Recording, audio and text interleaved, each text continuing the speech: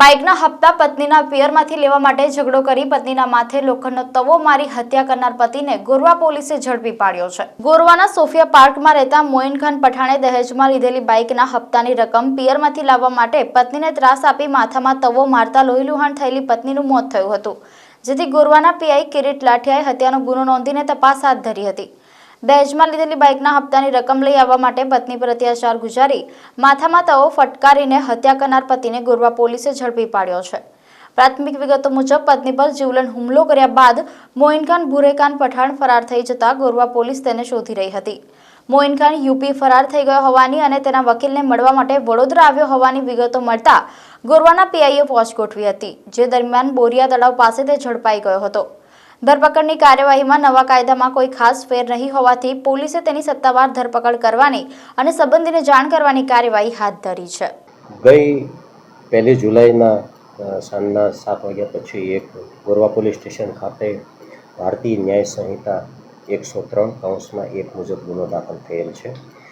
સમગ્ર બનાવ જોતા મધુનગર બ્રિજ પાસે રહેતા ઇસરાઇલ અશરફ પઠાણના દીકરી નાસિર બાનુના મેરેજ મોઇન ખાન ભુરેખાન પઠાણ સાથે કરેલા હતા। આ નાસિર બાનુ અને ભુરેખાન વચ્ચે છેલ્લા ઘણા સમયથી અવારનવાર કોઈને કોઈ નાની નાની બાબતે ઝઘડો અને બોલાચાલી થતી હતી, જે અનુસંધાને તારીખ 27ના રોજ ઉગ્ર બોલાચાલી થતાં મોઇન ખાને આવેશમાં આવી જઈ અને નિશાર બાનુને માથામાં એક લોખંડનો તવો જે રસોઈ કરવાનો હોય છે એ મારી દીધેલો હતો, જે અનુસંધાને એમને દવાખાને સારવાર લીધેલી હતી અને 1 તારીખના રોજ નિશાર બાનુનું અવસાન થયેલ હતું, જે અનુસંધાને ભારતીય ન્યાય સંહિતા 2023ની કલમ 103 મુજબ ગોરવા પોલીસ સ્ટેશન ખાતે ગુનો રજીસ્ટર કરવામાં આવેલ છે। મોઇન ખાન છૂટક મજૂરી જ કરતા હતા અને રિક્ષા ડ્રાઇવિંગ કરતા હતા।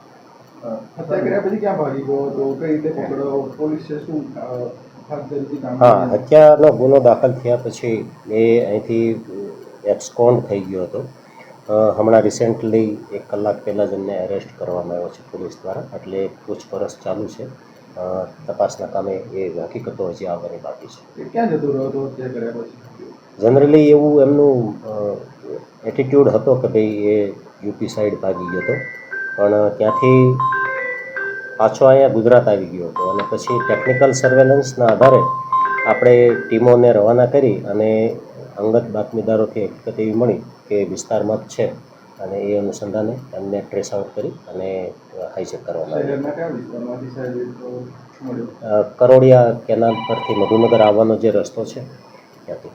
હા, એમને દહેજ પેઠે અવારનવાર માંગણી તો કરતા જ હતા, એમના ફરિયાદીની પણ એવી રજૂઆત છે અને એમને બાઇક પણ હપ્તે લઈ આપી હતી અને બાઇકના કંઈક હપ્તા ચૂકી ગયા હશે એટલે એમના પત્ની પાસે એટલે નિશાર બાનુ મરણ જનાર છે એમને એવું કીધું કે ભાઈ તારા પપ્પા પાસેથી તું આ 22,000 રૂપિયા લઈ આવ તો આપણો હપ્તો ભરાઈ જાય, નહીં તો હું તને તારા પિયરમાં મૂકી જઈશ। અને જે ફરિયાદી છે ઇસરાઇલભાઈ, એમને પણ એવું જ કીધેલું કે તમારી દીકરીને ત્યાં રાખો અને અહીંયા મારી સાથે રાખવી હોય તો આ હપ્તાના 22,000 રૂપિયા આપો મને। હા, એવા અવારનવાર પ્રસંગો બન્યા છે કે દીકરી એમના પિયર રૂબરૂ જઈને પણ રજૂઆત કરી હતી કે મને ત્યાં સાસરીમાં પતિ તરફથી ત્રાસ છે, મારઝોડ કરે છે। અને રિસેન્ટલી જે બનાવ બન્યો એમની પહેલાં પણ 26 તારીખે પણ આ એમની રજૂઆત હતી જ અને 27 તારીખે આ બનાવ બન્યા પછી પણ એ ત્યાં રિક્ષા લઈને એમના ઘેર પણ ગઈ હતી અને ત્યાંથી એમના જે ફરિયાદી છે ઇસરાઇલભાઈ એમને લઈને આવેલા હતા। મરણ જનારની ઉંમર છે 27 વર્ષની છે। હા, એ જે રસોઈ કરવાનો જે તવો આવે છે એ પોલીસે કબજે લીધો।